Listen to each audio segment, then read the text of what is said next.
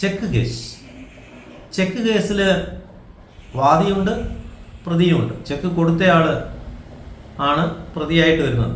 ആരാണോ അക്സെപ്റ്റ് ചെയ്തത് അയാളാണല്ലോ വാദിയായിട്ട് വരുന്നത്. കാരണം പണം കിട്ടേണ്ടവളാണല്ലോ വാദിയായിട്ട് വരുന്നത്. അപ്പോൾ നിങ്ങൾക്ക് ബൈ ചാൻസ് നിങ്ങൾക്ക് ഒരാൾക്ക് ചെക്ക് കൊടുത്തു, പണം തരാം, അതായത് ചെക്ക് എന്ന് പറഞ്ഞത് ലീഗൽ ടെൻഡർ മണി പോലെ വരുന്ന വക വേണം. ഈ ഇത് കോടതിയിൽ ക്യാഷ് കൊടുക്കുന്നത് പോലെ തന്നെ ഈക്വലി ഇമ്പോർട്ടൻ്റ് ആണ് ചെക്ക് കൊടുക്കുന്നത്. ഈ ചെക്ക് ഒരിക്കലും ബൗൺസ് ആയ ക്രിമിനൽ ഒഫൻസാണ്.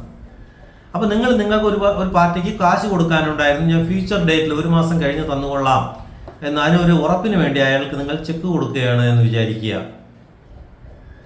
ആ കറക്റ്റ് ടൈമിങ്ങിൽ അയാൾ എന്ത് ചെയ്യും? അയാൾ നിങ്ങളുടെ ബാങ്കിൽ ചെക്ക് പ്രസന്റ് ചെയ്യും.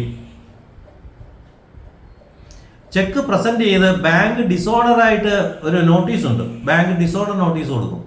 ചെക്ക് കൊടുത്തിട്ട് പിന്നെ അവരൊരു ലെറ്ററും കൂടെ കൊടുക്കും. ഇപ്പോൾ ഇൻസഫിഷ്യൻറ്റ് ഫണ്ട് എന്ന് പറഞ്ഞു കഴിഞ്ഞാൽ അത് വെച്ചുകൊണ്ട് അയാൾക്ക് നിങ്ങൾക്കെതിരെ ക്രിമിനൽ കേസ് ഫയൽ ചെയ്യാം.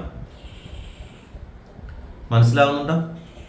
ഇതാണ് സാധാരണ മിക്കവാറും നടക്കുന്നത്, ക്രിമിനൽ കേസ് ഫയൽ ചെയ്യാം. അങ്ങനെ കോടതി വിളിച്ചിട്ട് നിങ്ങൾ പതിവായിട്ട് ചിലപ്പോൾ പോകാണ്ടൊക്കെ ഇരുന്ന് കഴിഞ്ഞാൽ നിങ്ങൾക്ക് വാറണ്ട് വന്ന് കോടതി നിങ്ങളെ ജയിലിലൊക്കെ അടയ്ക്കാനുള്ള സംവിധാനം, റിമാൻഡ് ചെയ്യാനുള്ള സാധ്യതയുണ്ട്. അതുകൊണ്ട് ഇത് വളരെ സീരിയസ് ആയിട്ട് കാണുക. പിന്നെ വേറെ ചില കേസുകൾ ഞാൻ പറഞ്ഞുതരാം. ഏതോ ഒരു ആവശ്യത്തിന് ഒരാൾക്ക് ചെക്ക് കൊടുത്തു, അയാൾക്ക് പൈസയൊന്നും കൊടുക്കാനില്ല. നിങ്ങളൊരു ബ്ലാങ്ക് ചെക്ക് അല്ലെങ്കിൽ ഒപ്പിട്ട ഒരു ചെക്ക് വേറൊരാളുടെ കൈവശം ബൈ മിസ്റ്റേക്ക് ആയിപ്പോയി. അയാൾ നിങ്ങളെ അത് വെച്ച് റിട്ടേൺ ചെയ്യുകയാണ്. എത്ര എമൗണ്ട് വേണോ എഴുതിയെടുക്കുക അയാൾക്ക്, അല്ലേ? മനസ്സിലാവുന്നുണ്ടോ? നിങ്ങൾ ഒപ്പിട്ട് വെച്ച ചെക്ക് നിങ്ങളുടെ ഓഫീസിൽ സംഭവിച്ചിട്ടുണ്ട്. എങ്ങനെ? നിങ്ങൾ ഒപ്പിട്ട് വയ്ക്കും, അതായത് നിങ്ങളുടെ ആബ്സെൻസിൽ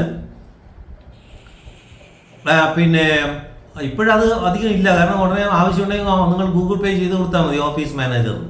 പണ്ട് അങ്ങനെയല്ല. ഇതിൻ്റെ ഓണർ ടൂറിന് പോകുന്ന സമയത്ത് ചെക്ക് ഒപ്പിട്ട് വെച്ചിട്ട് പോകും. എമൗണ്ട് എത്രയാണെന്ന് അറിയാത്തതുകൊണ്ട് എമൗണ്ട് എഴുതാതെ ചെക്ക്. അപ്പം ഇതിൻ്റെ മാനേജർക്ക് വേണമെങ്കിൽ ആവശ്യമുള്ളത് എഴുതി ബാങ്കിൽ നിന്ന് ക്യാഷ് എടുത്ത് ബിസിനസ് റൺ ചെയ്യാനുള്ള എക്സ്പെൻസ് കണ്ടെത്താം. അപ്പോൾ അയാൾ ഒരു ചെക്ക് ലീഫ് മാറ്റി വെച്ചാൽ പിന്നെ എപ്പോഴെങ്കിലും നിങ്ങളുടെ ശത്രു ആവുകയാണെങ്കിൽ അതെടുത്ത് വെച്ച് ഒരു 20-30 ലക്ഷം എന്നൊക്കെ എഴുതി വെച്ച് കഴിഞ്ഞാൽ നിങ്ങൾ കുടുങ്ങും. അപ്പോൾ അങ്ങനെ വരുന്ന അവസരത്തിൽ നിങ്ങൾ ചെക്ക് മിസ്സായി പോയിട്ടുണ്ട് എന്നുണ്ടെങ്കിൽ ഉടനെ നിങ്ങൾ എന്ത് ചെയ്യുക? വെറുതെ ഇരുന്നളയരുത്.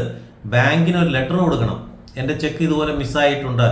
ചെക്ക് കൊടുക്കുക മാത്രമല്ല, നിങ്ങൾ ലീഗലി അത് വെറുതെ കൊണ്ട് കൊടുക്കുന്നതിനേക്കാൾ ഇമെയിലായിട്ടോ മറ്റോ അയക്കുക കേട്ടോ. ഡിജിറ്റൽ എവിഡൻസ് ആണ്.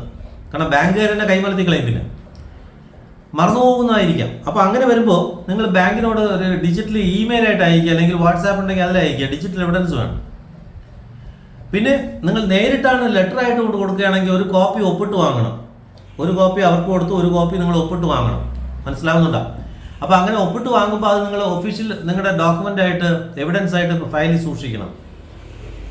അപ്പോൾ ഇത് കയ്യിൽ ആരാണോ ഈ ചെക്ക് കിട്ടുന്നത് അതിന് സ്റ്റോപ്പ് മെമ്മോ എന്നാണ് പറയുന്നത്. ബാങ്കിൽ നമ്മൾ കൊടുക്കുന്നതിൻ്റെ ചെക്ക് ലീഫ് മിസ്സായിട്ടുണ്ട്, സ്റ്റോപ്പ് മെമ്മോ എന്ന് പറഞ്ഞു കഴിഞ്ഞാൽ പേയ്മെൻറ്റ് ആരെയും വന്നു കഴിഞ്ഞാൽ കൊടുക്കരുത്.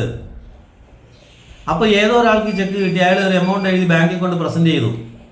ബാങ്ക് ഉടനെ ആ ചെക്ക് തടഞ്ഞു വെച്ചിട്ട് നിങ്ങളെ അറിയിക്കും. ബാങ്ക് ഇൻസഫിഷ്യൻറ്റ് ഫണ്ട്, ചില ഫണ്ട് കാണില്ല, ഇൻസഫിഷ്യൻറ്റ് ഫണ്ട് എന്ന് എഴുതി അങ്ങോട്ട് അവർക്ക് കൊടുക്കൂല, കാരണം തർക്കമുള്ളതാണ്. അങ്ങനെ വരുന്ന കേസിന് മറ്റേ ആൾക്ക് കോടതിയിൽ പോകാനോ നിങ്ങളെ ജയിലിൽ അടയ്ക്കാനോ ഒന്നും പറ്റില്ല, ഓർമ്മ വേണം. മനസ്സിലാവുന്നുണ്ടോ?